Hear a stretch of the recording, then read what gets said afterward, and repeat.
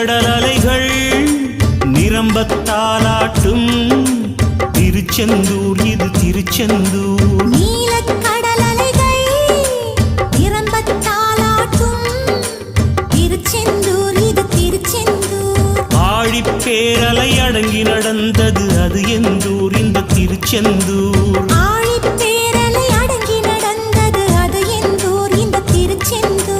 திருச்செந்தூர் இது திருச்செந்தூர். திருச்செந்தூர் இது திருச்செந்தூர். நீலக்கடல் அலைகள் நிரம்பத்தாலாட்டும் திருச்செந்தூர் இது திருச்செந்தூர். நீலக்கடல்